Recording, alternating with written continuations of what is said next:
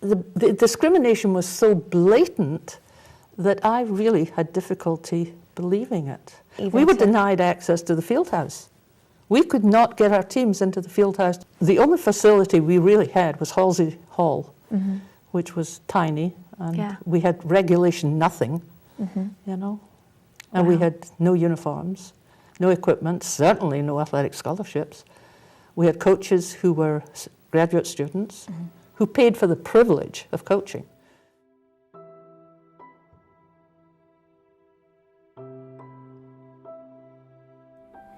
In 1972, in the heartland of America, and on the cusp of Title IX's passage, Scotland native and Iowa transplant Dr. Christine Grant leveraged the law and her platform as a college athletic director to passionately advocate for equal participation, funding, facilities, and respect for women in athletics. Beyond overcoming harsh criticism and institutional roadblocks for 5 decades to forge new frontiers for females in athletics nationwide, Grant's actions also successfully transformed women's experiences in education, the workplace, and overall society. Throughout history, women have experienced gender limitations in their daily lives. In the workplace, women were often only permitted to pursue careers as nurses and teachers, while men were allowed to enter any career they wanted. On the playing field, a full array of fully funded competitive sports options were offered to men by schools and colleges nationwide. In situations where women were permitted to participate in sports, they were mostly limited to tennis and golf, which were considered to be more ladylike activities, or were provided options for non-funded club sports only. As a result, female participation numbers were extremely low, and it was often explained that girls just weren't interested in sports. However, in the 1960s, the mindset started to change. With civil rights activism on the rise and a wave of feminism sweeping the nation, women began fighting for opportunities and rights denied to them because of their gender. June 23, 1972, was a breakthrough moment for females when Title IX of the Education Amendments was signed into law by President Richard M. Nixon, which prohibited sex discrimination in any educational program receiving federal financial assistance. While intended to improve educational access and outcomes for women, it quickly became clear that the law applied to women's sports as well, and the newly appointed women's athletic director at the University of Iowa, Dr. Christine Grant, soon pioneered the charge for gender equality in sports. Dr. Christine Grant was born in Bo'ness, Scotland, on May 27, 1936, to Donald and Anne and Jean Grant. Throughout high school, Grant participated in field hockey and then continued her academic studies at Dunfermline College in Aberdeen, Scotland, where she received her diploma of physical education. She then became a high school teacher and coach in Scotland. After leaving teaching, she was a coach and umpire for field hockey at the high school and collegiate levels, as well as coached the women's national field hockey team in Canada, where women's sports were well funded and supported. However, the lure of attaining her PhD caused Grant to pack her bags and move to Iowa City to further her education at the University of Iowa. 4 years later, she earned her PhD in physical education, and with the passage of Title IX, was offered a position as the first women's athletic director at the University of Iowa, a place from which she was poised to push gender boundaries for females in athletics. From 1973 to 2000, Grant worked tirelessly at the University of Iowa to build up the women's athletic program. Grant was a careful listener, never complained about issues without bringing a solution to the table, and relied on data rather than emotion when making her arguments.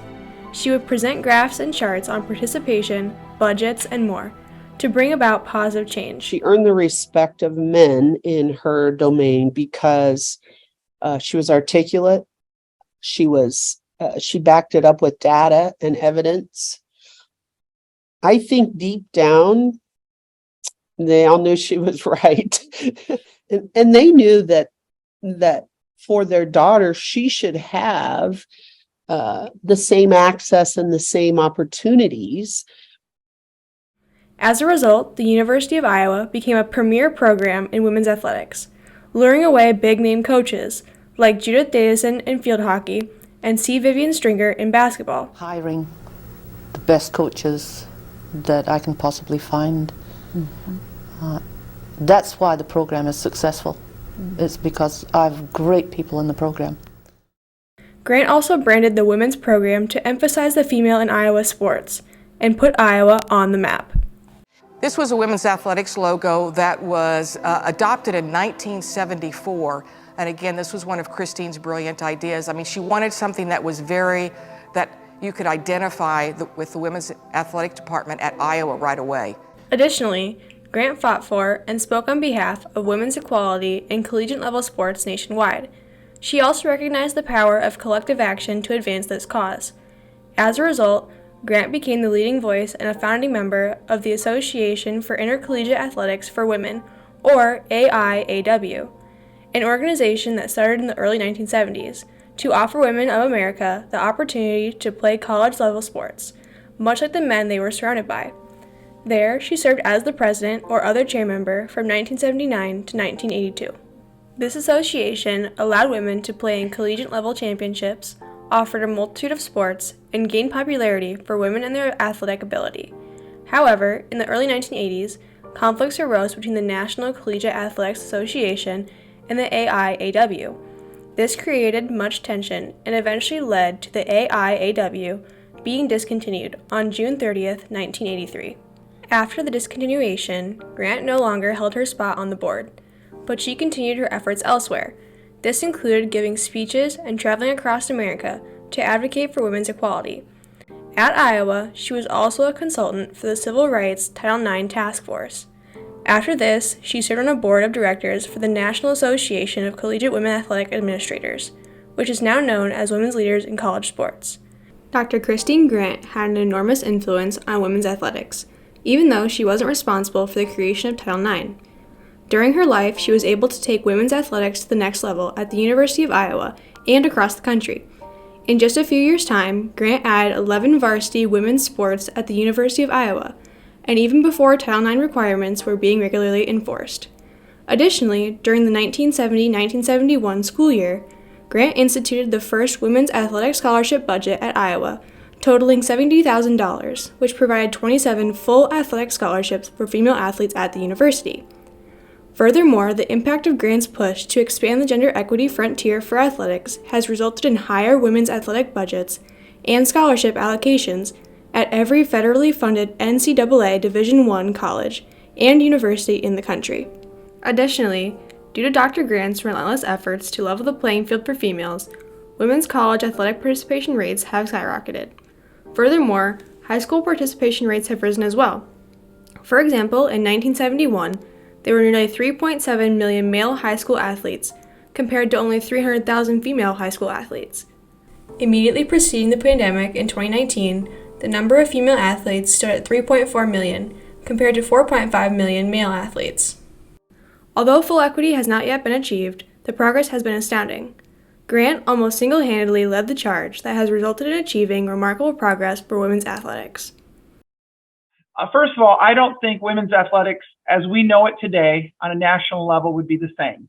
And not only was she an expert, but she was not afraid to make her, not opinions, because these were facts, these facts known to very important people around the country. Everything that has been laid out really started with Christine and with her advocacy and her determination to make sure that women had the same opportunities as men. Today, it is a badge of honor to play like a girl, and female athletes often perform in front of packed houses. More importantly, athletic opportunities have developed a new generation of female leaders who have become coaches, doctors, businesswomen, and more, who continue to expand their influence as role models for young girls in society. Although Grant passed away last year, her legacy lives on through those who continue to carry the torch for her work and persist in her purposeful passion to achieve true gender equity. Today, I just want you guys to have a piece of Dr. Grant with you as you come through. The thing about Dr. Grant is she did more for women's basketball and girls basketball than anybody I know until now, because I think you guys have surpassed it. It's our destiny, you guys. It is absolutely our destiny. Man, you guys, the best team, the best circle got it there, ladies.